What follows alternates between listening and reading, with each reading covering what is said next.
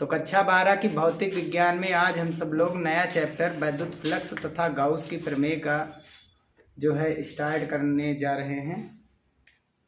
इसमें सबसे पहले हम देखेंगे कि क्षेत्रफल सदिश होता क्या है।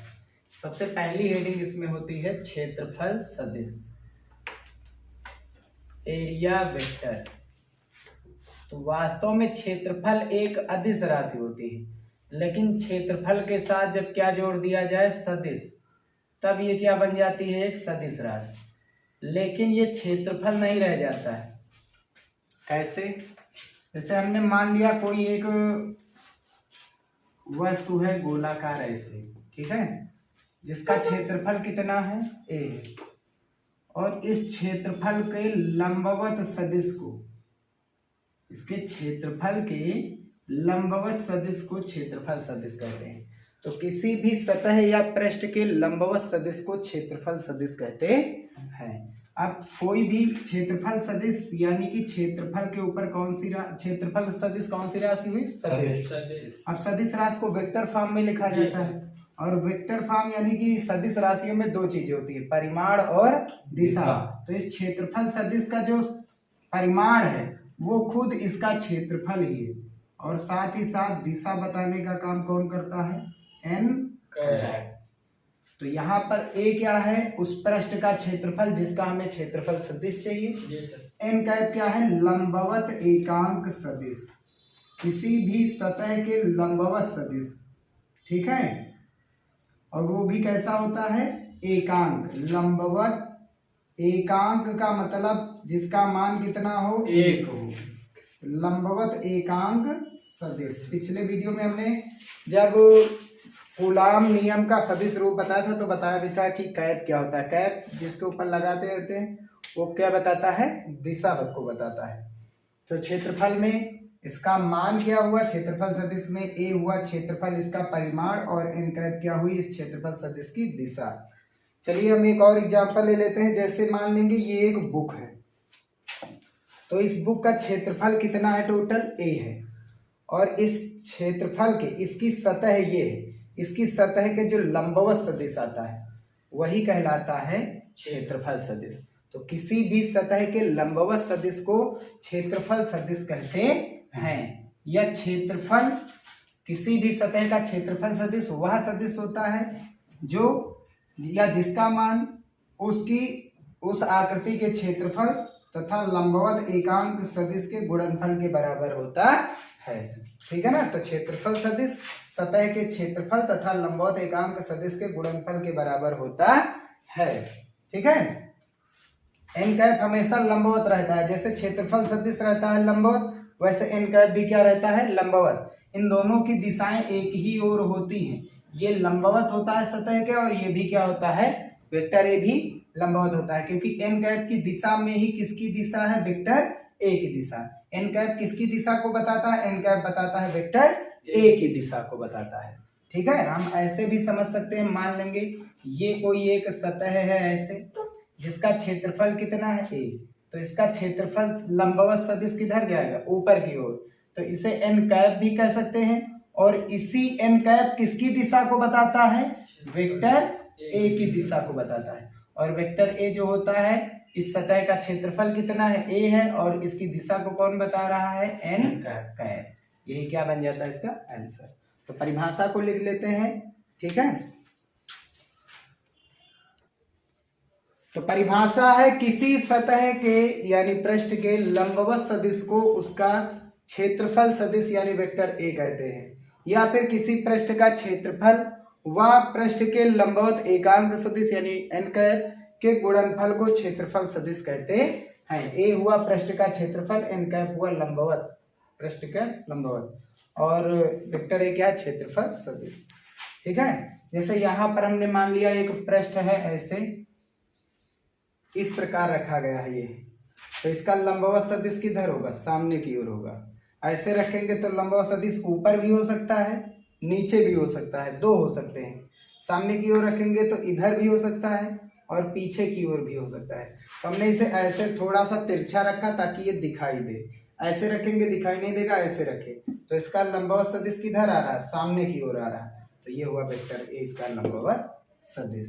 ठीक है ना, तो यहाँ पर खत्म होता है क्षेत्रफल सदिश। अब हम देखते हैं वैद्युत फ्लक्स। तो वैद्युत फ्लक्स क्या होता है वो देख लेते हैं। तो नेक्स्ट हेडिंग है वैद्युत फ्लक्स क्या है। तो वैद्युत फ्लक्स हमें ये बताता है कि कोई एक सतह से कितनी वैद्युत बल रेखाएं गुजर सकती है। ठीक है, मान लेंगे कोई एक सतह है, ये हमने मान लिया कोई एक सतह है। अब इससे कुल कितनी वैद्युत बल रेखाएं गुजर रही है, इस पृष्ठ से कुल कितनी वैद्युत बल रेखाएं गुजर रही हैं, कितनी गुजर सकती हैं, यही कौन बताता है, वैद्युत फ्लक्स। तो वैद्युत फ्लक्स क्या है, किसी पृष्ठ या सतह से गुजरने वाली वैद्युत बल रेखाओं की संख्या को वैद्युत फ्लक्स कहते हैं। अब गुजरने वाली लंबवत भी कह सकता है, कुछ भी कह सकता है, उससे कोई दिक्कत नहीं। ठीक है, तो किसी पृष्ठ से कुल कितनी वैद्युत बल रेखाएं गुजर सकती है, इसको कौन बताता है, वैद्युत फ्लक्स बताता है। ये मान लेंगे कोई एक सतह है जिसका क्षेत्रफल कितना है, a। अब इसका लंबवत सदिश किधर होगा, सामने की ओर होगा। जो लंबवत सदिश होगा वही क्या कहलाता है, इस सतह का क्षेत्रफल सदिश। ऐसे मान लिया कोई एक सतह है तो इसका लंबवत सदिश किधर होगा, सामने की ओर होगा। ऐसे रखते तो इधर आता, लेकिन तिरछा रख रहे तो सामने की ओर थोड़ा सा आ रहा है। अब यहां से कुल जा रही हैं वैद्युत बल रेखाएं।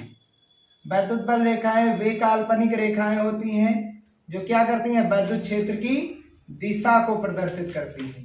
तो वैद्युत क्षेत्र की दिशा को प्रदर्शित करने वाली बल रेखाओं की संख्या वैद्युत फ्लक्स कहलाता है। वैद्युत क्षेत्र को प्रदर्शित करने वाली रेखाएं क्या कहलाती हैं, वैद्युत क्षेत्र रेखाएं या वैद्युत बल रेखाएं। ठीक है, तो ये क्या प्रदर्शित करती हैं, वैद्युत क्षेत्र को प्रदर्शित करती है, यानी वेक्टर ई को। ठीक है, अब यहां से देखेंगे, थोड़ा सा इसे पीछे कर लेंगे तब भी वही, कोई दिक्कत नहीं, क्षेत्रफल सदिश है तो सतह के ऐसे। तो देखेंगे वेक्टर ई ए है और ये वेक्टर ए है, तो दो सदिशों के बीच में कुछ झुकाव आ रहा है, इस झुकाव का नाम क्या दे देंगे, थीटा। तो अब इस पृष्ठ से देखेंगे कितनी वैद्युत बल रेखाएं गुजर रही, 1 2 3, तो वैद्युत फ्लक्स का मान 3 हो जाता है। लेकिन ये वास्तव में हमको दिखाई तो देती नहीं है, तो दिखाई नहीं देती है, वैद्युत बल रेखाएं काल्पनिक होती हैं। ठीक है, तो इसके लिए एक सूत्र निकाला जाएगा, क्योंकि हम देख नहीं सकते हैं तो फिर कैसे बताएंगे फिर। तो इसके लिए हम क्या करते हैं, एक सूत्र निकालते हैं। सूत्र क्या निकालते हैं, वैद्युत फ्लक्स को हम किससे लिखते हैं, फाई से, क्योंकि वैद्युत है तो इलेक्ट्रिक फ्लक्स यानी फाई ई से लिखते हैं। वैद्युत फ्लक्स को किससे लिखते हैं, फाई ई से लिखते हैं, इलेक्ट्रिक के लिए ई यूज करते हैं। ये क्या होता है, वैद्युत क्षेत्र, वैद्युत क्षेत्र यानी वेक्टर ई, और ए का मतलब हुआ क्षेत्रफल सदिश के किस गुणन के, बिंदु गुणन के या अदिश गुणन के मान को ही क्या कहते हैं, वैद्युत फ्लक्स। तो ई क्या है, वैद्युत क्षेत्र है, ए है क्षेत्रफल सदिश, ये कौन सा गुणन है, बिंदु गुणन या अदिश गुणन इसे कहते हैं। तो वैद्युत क्षेत्र तथा क्षेत्रफल सदिश के अदिश गुणनफल को वैद्युत फ्लक्स कहते हैं। अब दो सदिशों के मध्य यदि डॉट गुणन करा रहे हैं, अदिश गुणन करा रहे हैं, तो अदिश गुणन के साथ क्या जुड़ता है, कॉस थीटा। अगर क्रॉस गुणन करा रहे हैं, सदिश गुणन करा रहे हैं, ये सदिश राशि को व्यक्त करता है, बिंदु गुणन किसे प्रदर्शित करता है, अदिश राशि को प्रदर्शित करता है। इसमें क्या जुड़ता है, साइन थीटा। साथ ही साथ एक एन कैप भी जुड़ता है जो सतह का लंबवत सदिश होता है। तो यहां से भी क्या निकल के आएगा, phi E is equals to कितना आ जाएगा, ई ए, क्योंकि अदिश गुणन है, बिंदु गुणन के साथ क्या जुड़ता है, कॉस थीटा। थीटा क्या है, थीटा जो है वो ई, वेक्टर ई और वेक्टर ए के मध्य क्या बन रहा है, कोण। वेक्टर ई व वेक्टर ए वैद्युत क्षेत्र तथा क्षेत्रफल सदिश के मध्य बना कोण। ठीक है ना, तो हम क्या लिख सकते हैं इसकी परिभाषा, क्षेत्रफल सदिश, वैद्युत क्षेत्र तथा क्षेत्रफल सदिश के अदिश गुणनफल को वैद्युत फ्लक्स कहते हैं। ठीक है, तो परिभाषा क्या बन गई है, वैद्युत क्षेत्र, वही हमने यहाँ पर लिख दी, वैद्युत क्षेत्र तथा क्षेत्रफल सदिश के डॉट यानी अदिश गुणनफल को वैद्युत फ्लक्स कहते हैं। अब नोट में देख लेते हैं इसके लिए। तो सबसे पहला इसका देखेंगे नोट में प्रतीक क्या होता है। तो वैद्युत फ्लक्स का प्रतीक क्या होता है? फाई ई होता है। दूसरा नंबर मात्रक देखते हैं इसका क्या होता है। तो इसका मात्रक, वैद्युत क्षेत्र का मात्रक क्या होता है? न्यूटन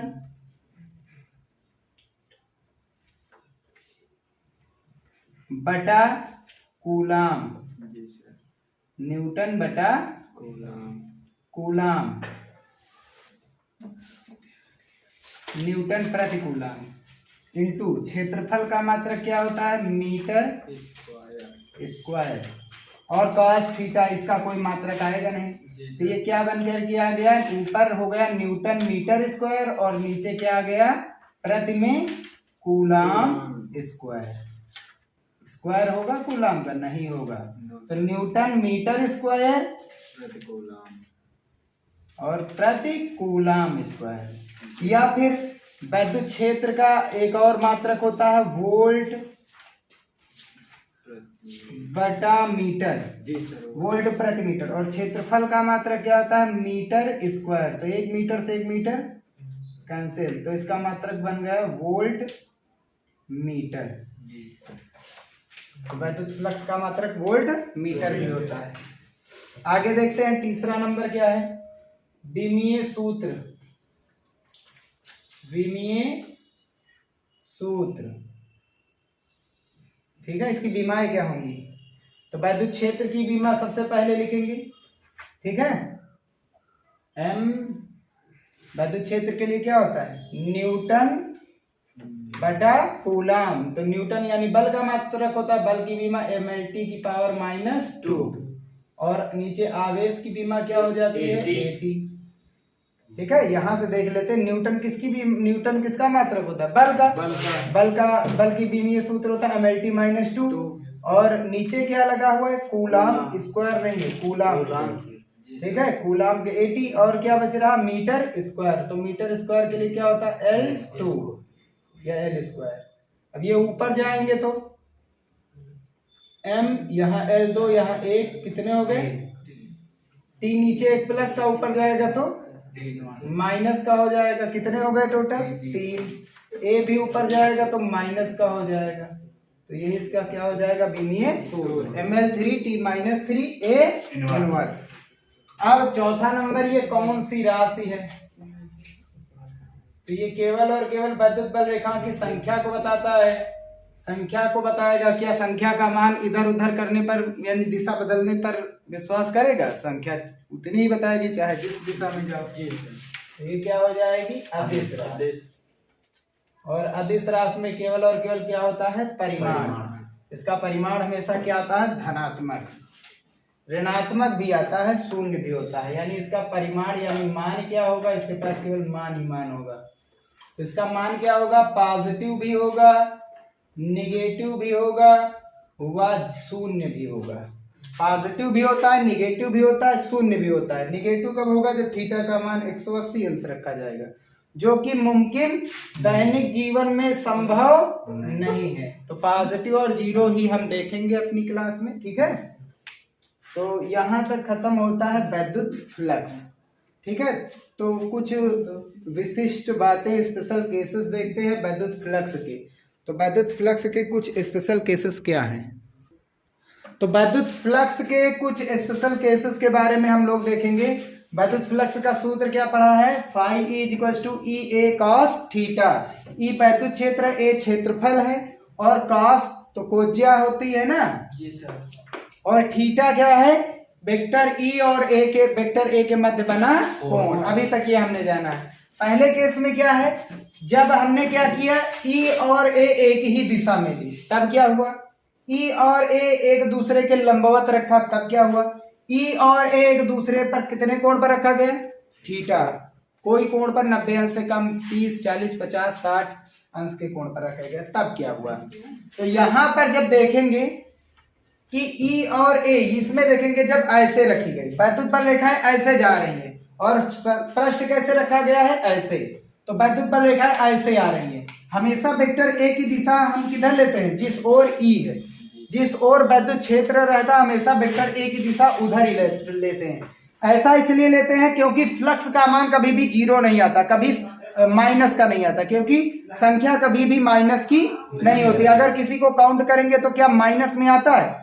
जैसे नोटों की गड्डियों को हम काउंट करेंगे तो क्या वो निगेटिव आएगा? वो हमेशा पॉजिटिव आएगा या फिर जीरो आएगा। तो इसीलिए जीरो इसमें निगेटिव नहीं आती, क्योंकि संख्या एक है। तो संख्या है इसलिए वेक्टर ए की दिशा हमेशा हम किस ओर लेते हैं? ई की ओर लेते हैं। तो ई की ओर लेते हैं तो देखेंगे वैद्युत बल रेखाएं इस सतह के कैसे जा रही है? लंबवत जा रही कि नहीं जा रही है? अब यहाँ का क्षेत्रफल सदिश क्या होगा? ये ऐसे सतह रखिए, इसका क्षेत्रफल सदिश या तो इधर लंबवत बाहर की ओर या तो इधर लंबवत बाहर की ओर। लेना कौन सा है? जिस ओर की कौन जा रहा है? वैद्युत क्षेत्र। तो वैद्युत क्षेत्र की दिशा वाला लेना है। तो दोनों देखेंगे एक ही दिशा में है। अब दो रेखाएं एक ही दिशा में जाएंगी तब कभी भी वो एक दूसरे को काटेंगी? नहीं काटेंगी। तो यहाँ पर कोण कितना बनेगा? 0 अंश। समांतर है रेखाएं, ठीक है, एक ही दिशा में है तो कोण 0 अंश। तो थीटा कितना बन रहा है? 0 अंश बन रहा है। तो फाई ई का मान कितना हो जाएगा? ई ए कॉस थीटा की वैल्यू, ये कॉस थीटा की वैल्यू कितना है? 0। कॉस 0 अंश का मान ए। तो फ्लक्स का मान कितना आ गया? Phi E is equals to E A. और ये फ्लक्स की सबसे मैक्सिमम वैल्यू होती है। समझ भी लेते हैं। इससे वैद्युत बल रेखाएं ज्यादा जा रही है, इसमें एक ही भी नहीं जा रही है, 0 है, लेकिन इसमें सबसे कम जा रही है। ठीक है। सेकेंड केस में क्या है? इसमें देखेंगे तो क्षेत्रफल सदिश, देखो वैद्युत क्षेत्र ऐसे रख दिया गया, पृष्ठ ऐसे रखा है, और वैद्युत क्षेत्र कैसे जा रही है? ऐसे। वैद्युत बल रेखाएं ऐसे जा रही है। तो क्या कभी ये इसके अंदर से जाएंगी? इसमें से कुछ गुजरेंगी? नहीं गुजरेंगी। यानी कि देखा जाएगा तो इस सतह के कैसे जा रही है वैद्युत बल रेखाएं? समांतर। इसमें सतह के कैसे जा रही थी? लंबवत। इसमें सतह के समांतर। अब इसका क्षेत्रफल सदिश किधर होगा? या तो लंबवत ऊपर या फिर नीचे। और इन दोनों के मध्य कोण कितना बन जाएगा? 90 अंश। ठीक है जी सर। तब फाई की वैल्यू कितनी हो जाएगी? Phi E is equals to E A cos theta की वैल्यू कितनी है? 90 अंश। कॉस 90 अंश की वैल्यू क्या होती है? 0। तो phi E is equals to कितना हो गया? 0 हो गया। ठीक है ना। तो जब क्षेत्रफल सदिश और वैद्युत क्षेत्र एक दूसरे के लंबवत होते हैं तो फ्लक्स कितना आता है? 0। क्या वैद्युत बल रेखाएं एक भी जा रही? नहीं जा रही। देखो यहाँ भी एक भी सतह से नहीं जा रही है, तो इसीलिए क्या आया? ये 0 आया। इसमें देखेंगे ई और ए के मध्य कुछ एंगल बन रहा है। कितना बन रहा है? थीटा। कोई एक एंगल बन रहा है तो थीटा की वैल्यू कितनी रखी जाएगी? थीटा। तब फाई ई की वैल्यू कितनी हो जाएगी? ई ए कॉस थीटा की वैल्यू कितनी है? थीटा ही है तो थीटा ही बनेगा। ठीक है। तो ये इतना आ जाएगा। यहाँ पर थीटा जो है वो 90 अंश से क्या है? कम है, छोटा है। जी सर। 90 अंश से छोटा आएगा। कोई भी वैल्यू एक केस होगा जो 30 अंश 60 अंश पर आएगी, तब की बात कर रहे हैं। तो यहां से कितनी जा रही? केवल 2। सबसे ज्यादा इधर से जा रही है। कब जाएंगी वैद्युत बल रेखाएं समान? जब ई और ए एक दूसरे के क्या होते हैं? समांतर। अब एक स्पेशल केस है 4। वो क्या होता है देख लेते हैं। जैसे मान लिया कोई एक हमने सतह मान ली जिसका पूरा क्षेत्रफल कितना है, और इसमें कोई एक आवेश रखा गया है Q। कौन सा आवेश रखा गया है? प्लस का Q। अब प्लस का Q अपने से चारों ओर क्या निकालता है? वैद्युत बल रेखाएं गुजारेगा Q अपने से दूर। धनावेश क्या करता है? वैद्युत क्षेत्र को किधर भेजता है? दूर भेजता है। ठीक है ना। तो ये सभी किसकी दिशा है? वैद्युत क्षेत्र की दिशा है ना, क्योंकि वैद्युत बल रेखाएं होती हैं ये। अब इस सतह से कितनी जा रही है ये हमको क्लियर नहीं है, क्योंकि आवेश सतह में रखा है।